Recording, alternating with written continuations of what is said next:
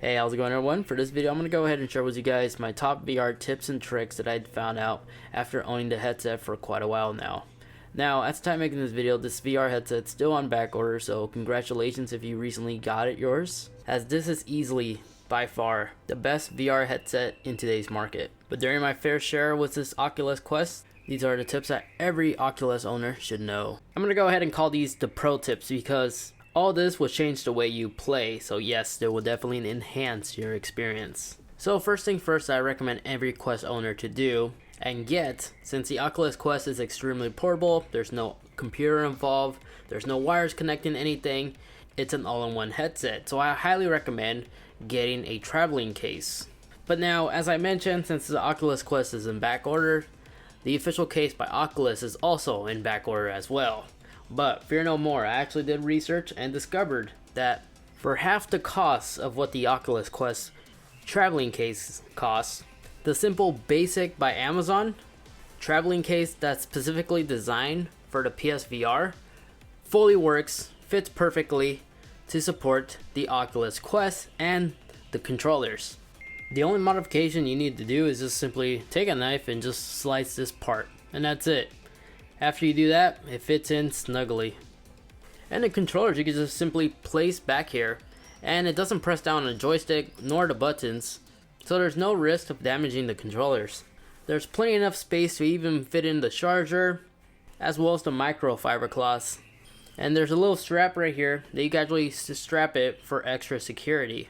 And when you close the zipper all the way around, there's no movement or rattling of any kind. This thing is awesome and offers all the protection you need to protect the lens from getting scratched, as is well properly padded, so you keep everything secure and take it with you along your travels. If you're just looking for a traveling case that just works. Now when it comes to downloading games, the Oculus Quest store is really the only option we have. That is why I really recommend checking out SideQuest. SideQuest is kind of like a community driven, separate, not official app store. It's for developers. It's what developers use to upload and test out games. But this version is available for everyone, and you could download independent third-party games as well. And some of these games will eventually make it onto the official Oculus Quest. Now, it being a computer download program, you may think to yourself, oh, it's going to be difficult, it's really frustrating, I'm probably going to have to code. No, you don't have to do none of that. The setup process, the installation process is really seamless. It will literally take you no more than 10 minutes to set it all up. If you know how to pair your iPod to iTunes, this is very similar. With SideQuest, you're not only able to add third-party games, but you can also add some add-ons to like something like Beat Saber, for example, or some mods. So for example, I love using SideQuest to download and add new songs to Beat Saber. So if you want to play through the entire Shrek movie on Beat Saber, this is how you'll do so. But with the SideQuest application, not only do you have access to do that, but you could also download new games that developers have placed on that platform, such as Crisis, which is a first-person, cartoon-style first-person shooter. It's really fun. You have to reload your gun manually like you would in real life. And trust me, you'll begin sweating. Then you can also play Quake on it with those cool retro animation graphics, but it's in VR. And this is actually the full game of Quake, so it's not like a 15-minute thing. And in here you can also find other community-driven games as well. With SideQuest, you could do this on a Mac and a PC, so as long as you have a computer, you could easily do this. I'll link a video to a tutorial that you can follow if you're interested in doing this. Trust me, once again, it's really easy. Only will take like 10 minutes at most. Now this next one is really cool to know, especially if you have an open room that you know you're not going to crash into anything. But you know how we set up the Guardian? There's actually a way you can actually disable this. That's right, you could disable this, so if you have a big enough room that you feel comfortable enough to disable this, you can do so. Now, if you already done the side loader, the side quests that I was talking about on the PC, then you already went ahead and activate the developer mode. But if you haven't already, you need to enable this first before disabling the Guardian. So, to do this, simply just take out the application, the companion app on your smartphone or tablet, go on, tap on the little setting tab, and over the headset that's connected, tap on that, go down where it says more settings, hit that, and then you're going to go ahead and see a section that says developer mode. Tap on that, enable that, and you're all set. Now in the VR headset itself, once you place it on, I did all the Guardian settings. On this menu, simply go onto your device settings, tap on the all settings section, and then you're going to go ahead and see a new developer tab. Tap on this, and then go ahead and disable the Guardian system. And just agree that you acknowledge that you want to go ahead and disable this for your headset. And now once you do all that, you're on your own. If you bump into a wall or somebody, you have already disabled this, so you're going to bump into a wall, so be cautious. But if you feel confident enough that you have a big enough room where you can actually walk around freely, as you can see, we're actually able to get behind everything. I actually do like this because you're actually able to explore. So if you're outdoors on a very low, not sunny day that will cause any damage to the lens, like right now at a big grassy field, you're free to move around anywhere, including gameplay. So this is really cool to do. Now, the Oculus Quest has an internal battery that could last anywhere from 2 to 4 hours. I've seen some people, depending on what kind of game you're playing, if it's a high demand game, expect anywhere from 2 to maybe 4 hours, I would say, just to be safe. But if you're playing something like VR chat, for example, and you want to get some extra juice, if you grab a external power bank, these little portable power banks, with the appropriate cable, you can simply take the cable, plug it into the headset, and power it at the same time while you're gaming to easily double, triple, or even quadruple the battery life from your headset. And then you can either have the power bank in your back pocket or something and just continue gaming. But if you want to take things to the next level, I've actually seen some people who actually took like a pop socket and the little pop socket clip mounted on the back of the headrest, and with the appropriate size cable, you could plug it in all together in one unit, eliminating that long cable from your pocket. You could do that method, or you could try my method, where I simply just wrap the battery bank using Velcro around the back part of the headset.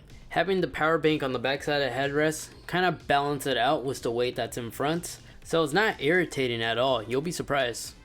But this is a quick get around if you want to get double the amount of juice from a single charge. Now this next one, a big major flaw about the Oculus Quest, although the headset itself does use rechargeable batteries, the controllers themselves do not.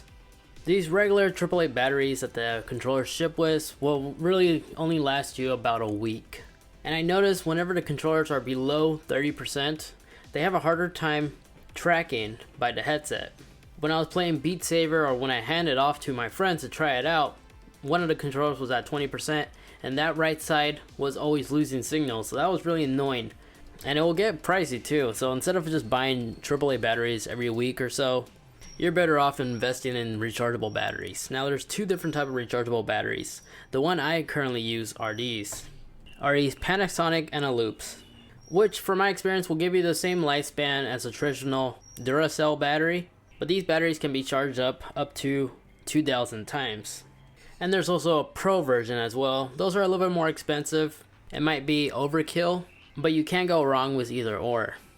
But now, another alternative, if you're not a fan of removing the batteries, because it's really hard to get the batteries out with just your fingers, check out these rechargeable batteries that actually have a USB port built into it.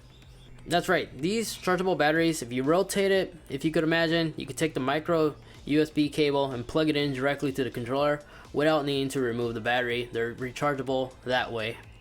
Just keep in mind, with these batteries, if you go with this route, they will hold less of a charge because they take up a little bit more space for the components, you know, the circuit boards and everything else, in order for this thing to charge safely. But these options aren't that expensive, except for the Pro one I was talking about. But these are a must-have, and I wish they were standard for the Oculus Quest. I know that was 5, but I'm going to go ahead and include this one as a little added bonus. Get yourself a Chromecast. If you weren't aware, you're actually able to cast whatever you're seeing on the Oculus Quest to your TV. This is excellent and really great if you have guests around, friends, who want to also see what you're seeing. Well, with a Chromecast, you could do so by simply launching the Oculus Quest app. If you go to the top corner where it gives you the little casting icon, tap on that. From here, make sure your headset is connected to the same network as your phone. Then on the casting tab, select to Chromecast. Now it's still in the beta. I find the best results is when you leave it on low. For me, for example, when I put it on standard, it tends to lag. And simply tap to cast, and you're gonna get a message on your headset. Just accept that, and now you're casting. And if you want to, you can also stream this on your tablet, for example, if there's no TV around, or if you don't have a Chromecast. And a quick note, this is what I found out. If you have the first generation Chromecast, it doesn't support it. You're going to have to upgrade to either the second gen or the third generation one. The 4K Chromecast also works as well. And there we have it, folks. Those were my top 5 with an added bonus. Pro tips and tricks you should know about when owning an Oculus Quest. If you're curious where you get all these accessories and products, they'll be all linked in the video description down below, as well as some of those video tutorials on how to load SideQuest, for example. Anyway, folks, thank you once again so much for watching. If you enjoyed this video, found this video informative, helpful, you know what to do. I would greatly appreciate if you could leave this video a like, get subscribed so you don't miss another video like this, because there's a part 2 coming up. Or maybe by the time you're watching this video, it might already be released. So check on those end cards at the end of this video. But again, thank you so much for watching. Take care, and I'll catch you all in the next one. Peace.